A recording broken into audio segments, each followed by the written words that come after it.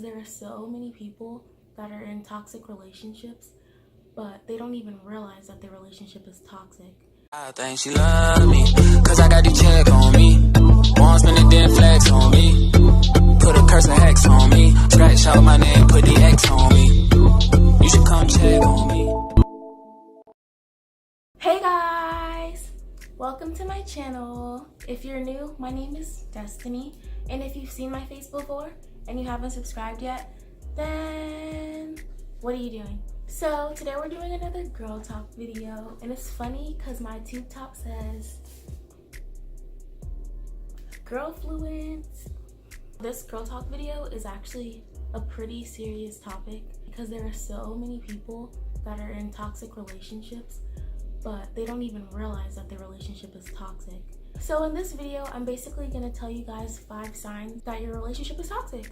There are plenty of other signs, but if I named all of them, this would be a long video.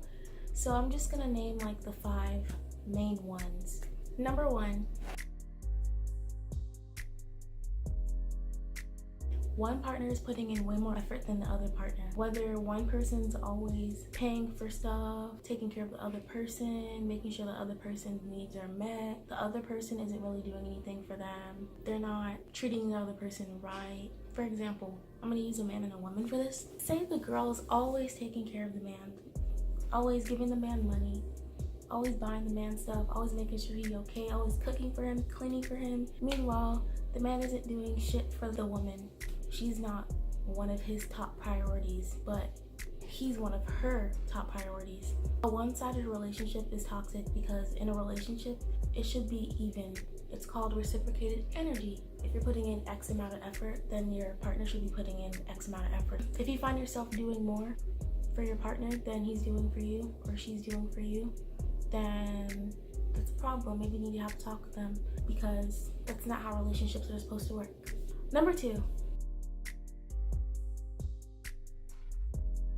A codependent relationship is one of the most toxic things ever. According to Google, codependency is a behavioral condition in a relationship where one person enables another person's addiction, poor mental health, immaturity, irresponsibility, or underachievement. Among the core characteristics of codependency is an excessive reliance on other people for the approval or sense of identity. You should not be relying on any other person to make you happy. If you're constantly attached to the other person at the hip, if you're away from them for more than like a day and you feel like your heart's ripped out of your chest, if you feel like you need this person to be happy, if you feel like you need this person to function, you're being codependent. In a relationship, you should be happy alone too.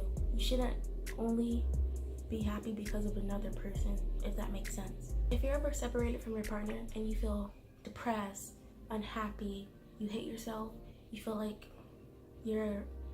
shit, you feel like your life's ruined, you feel like you're never going to be happy again because you're not with this person, that's codependency. You have to learn how to love yourself first. You have to learn how to make yourself happy.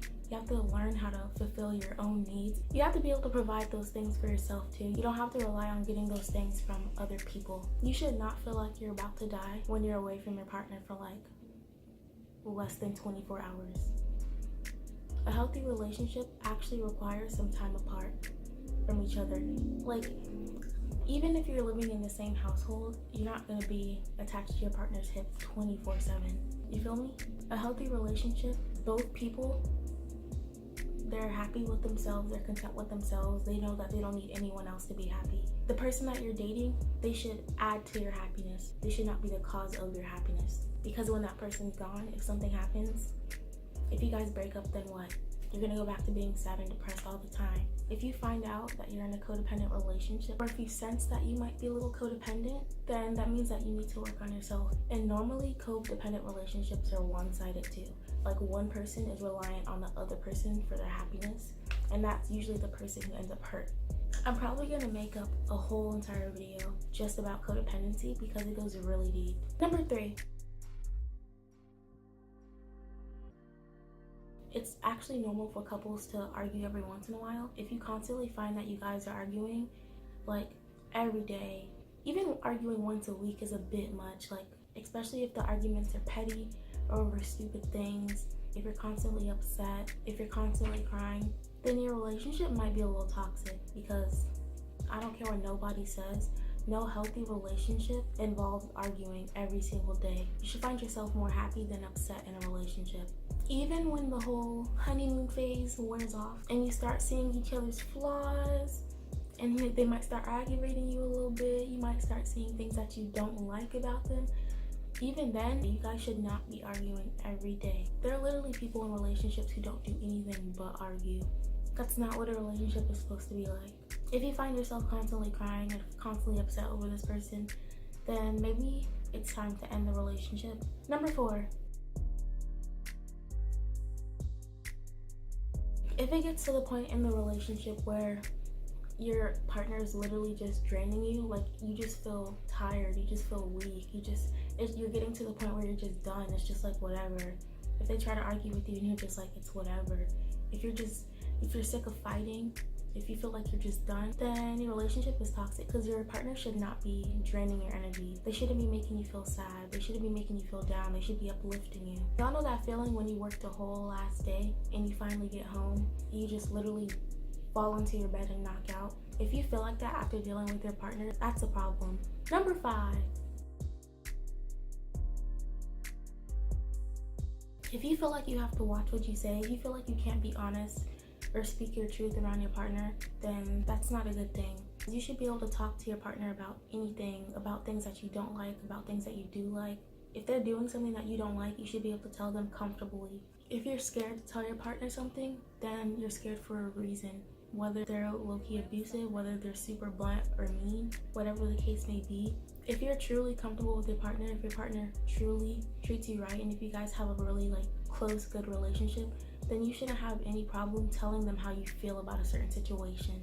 If you find yourself constantly beating around the bush, scared to say what you actually mean, your relationship might be toxic, because there's no way in hell you're gonna feel like that towards somebody who treats you right. Communication is key in a relationship, so if you feel as though you can't communicate with your partner, then that's a problem.